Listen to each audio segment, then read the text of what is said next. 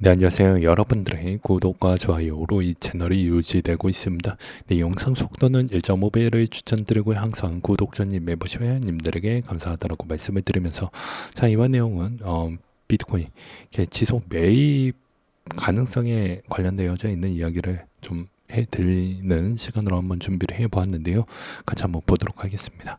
최근에 ETF 유입 비중이 어찌 보면 24년도 때 추이에 있는 비트코인 프라이스 가격대 추이와 여기에 지금 유입되어져 있는 가격 추이를 좀 보게 되면 여전히 ETF의 유입 대비와 유사하게 방향성을 좀 흘러가고 있다라고 볼 수가 있습니다. 그리고 25년도 4월달 기반에서도 거의 비슷한 포지션을 보여주고 있는 실정인데요. 근데 이제 최근에 이제 유입비가 좀 늘어나고 있다 보니까 대부분 이제 분석하시는 분들이 여기서 추가적으로 더 올라갈 수 있다라고 그렇게 이제 보시는 것 같은데, 여기서 핵심은 무엇이냐면 유입에 있는 유입량이 계속 상승을 꾸준히 할 때마다 같이 프라이스에 있는 가격 추이도 같이 올라왔다라는 걸 볼 수 있습니다. 마찬가지로 유입비가 커질 만큼 방향성이 똑같이 나왔고, 유입비가 커지는 게 지속으로 보여야지만 가능하고, 그렇지 않았을 경우에는 거의 유사한 형태로 올라갔다 내려가면 여기서 올라갔다가 내려가는 형태가 나왔기 때문에, 마찬가지 이게 좀 더 좋아지는 패턴이 나와 주려고 하면 이 박스권에서 갇히는 게 아니고 좀 더 높게 나와주는 형태가 나와야지 가능성이 있다. 왜 그러냐? 어차피 CX 거래소에서 들을 수 있는 물량은 제한적이고, 덱스 시장은 어차피 갇혀져 있는 시장이다 보니까 더 이상 뭐 들을 수 있는 비중은 별로 없고, 그러면 이제 ETF 시장인데 지수가 생각보다 잘 버텨주고 있냐를 볼 필요성이 있는 것이죠. 그러면 최근에 있는 이제 블랙록 부분을 좀 보도록 하겠습니다. 블랙록을 좀 본다라고 하더라도 여전히 이제 상당히 좋은 흐름을 좀 보여주고 있는 실정이고요. 여기에서 이제 우리가 알 수 있는 게 하나 더, 피델리티도 같이 좀 볼 필요성이 있습니다. 이제 피델리티도 마찬가지로 좋은 포지션을 보여주고 있다라고 보실 수가 있게 되겠습니다. 그렇기 때문에 나쁠 건 없다라고 말씀을 드릴 수는 있는데, 여기서 이제 추가적으로는 사줄 수 있는 대상 매개체에서 가장 이제 레버리지를 제일 많이 쓰고 있는 게 스트래티지입니다. 이제 과거에는 이 가격을 누가 유지를 시켰냐라고 보게 되면 총대를 맺었던 게 이제 스트래티지인데, 스트래티지가 우선주를 지금 우선주라는 카드를 써서 세 개에 있는 이 돈 갖다가 지금 계속 매입을 해주고 있죠.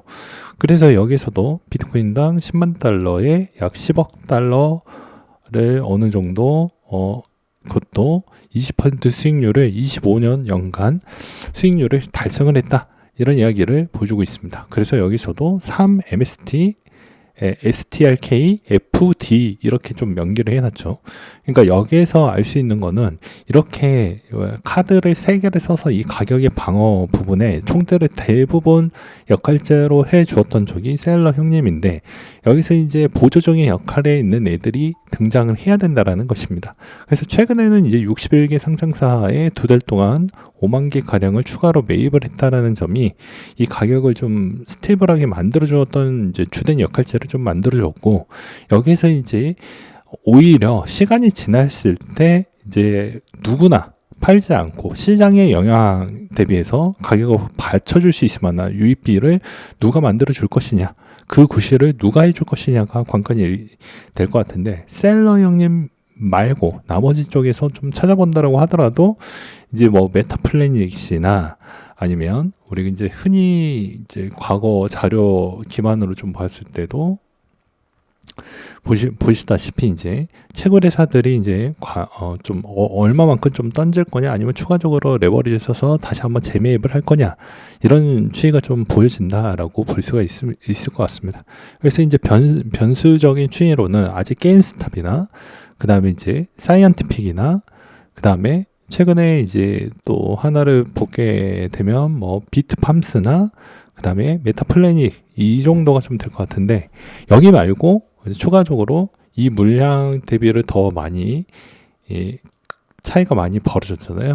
그래서 셀러 형님이 이제 평균 대비보다 더 많은 매입을 좀 최근에 했기 때문에 그것보다 더 많은 매입까지는 아니더라도 이 매입 비중에 있는 이 추이에서 25년도에 긁었던 비중이 워낙 많다 보니까 여기를 못해도 3분의 1 정도를 얘네들이 나머지 분담을 해줄 수 있을 정도가 되어 주어야 된다라고 저는 생각을 합니다. 그래야 가격 방어도 되면서 좀 좋은 흐름으로 갈 가능성이 높다라고 보고 있고요. 그 다음에 두 번째가 가장 이제 물음표라고 볼 수 있는데, 더 쉽게 이야기하면 친구가 4명이 있다고 칩시다. 그 4명의 지갑을 한번 봤어요.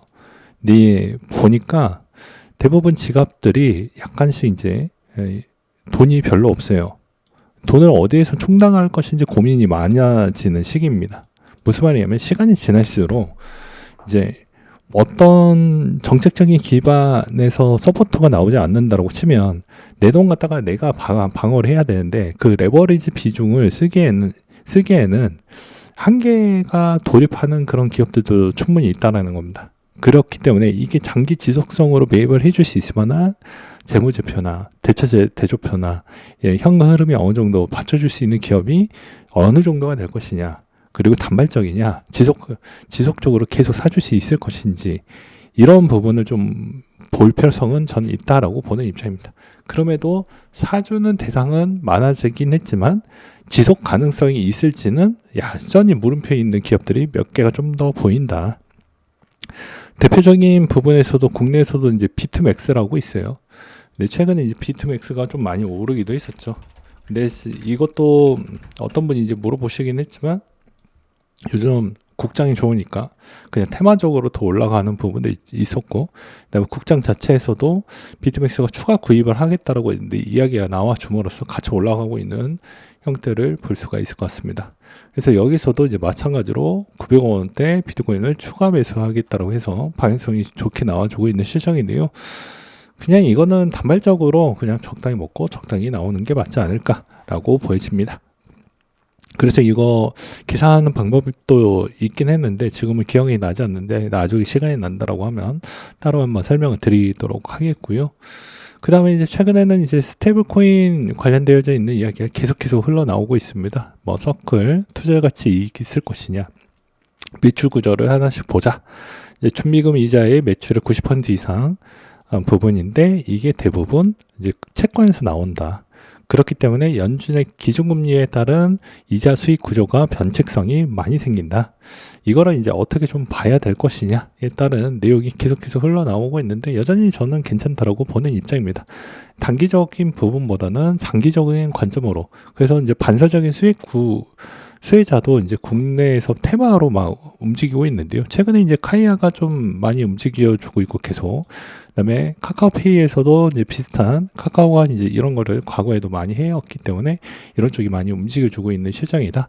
그래서 이제 최근에 카카오페이도 많이 올랐고요. 네, 많이 올랐는데 이제 우리 사주 평균 가격 추이가 거의 20만 원대 정도이다 보니까 아직도 회복하려면 꽤 멀었다라고 볼 수가 있을 것 같습니다. 그리고 이게 현실적으로는 이 스테이블 코인을 찍어서 진짜로 보여주지 않으면 이 가격 추이는 또 한번 그냥 어떻게 보면 그냥 솜사탕처럼 다시 녹아버릴 가능성도 존재를 하기 때문에 여기에 너무 무리수를 던지면서 하는 건 좀 바람직하지 않는다라고 보고 있고요. 그 다음에 이제 최근에는 뭐 네이버나 나머지 뭐 플랫폼 쪽도 많이 도와주겠다, 뭐 AI도 좀 해보겠다라는 이야기로 인해서 국장이 있는 또 AI 관련되어져 있는 뭐 이런 애들도 같이 움직일 수 있는 가능성은 여전히 존재를 합니다. 그렇다 보니까는 최근에 이제 빗썸 안에서도 보게 되면은 변동성 추이에서도 이제 비슷한 애들 위주로 좀 많이 나오고 있는 걸 좀 볼 수 있는데 이런 것들은 이제 실체가 아닐 확률이 매우 높기 때문에 그런 거는 좀 적당히 걸르면서 하는 게 맞지 않겠냐라고 저는 말씀을 드릴 수가 있을 것 같습니다. 이제 이번 6월달 거의 다 지나가면서 이제 장마 시즌으로 넘어가고 있는 실정인데요. 아무래도 이제 워낙 아시아장 추이에서 또 강하고 대부분 이제 거래 빈도에서도 한국의 거래 빈도가 상당히 탑 수준에 있었지만 국장이 워낙 강하다 보니까 오히려 이제 코인마켓의 거래 빈도가 좀 많이 죽어버리는 형태가 나와준 측면이 오히려 또 역효과가 나와주고 있는 실정이다 라는 정도까지만 이야기를 드리면서 이상으로 마치도록 하겠습니다.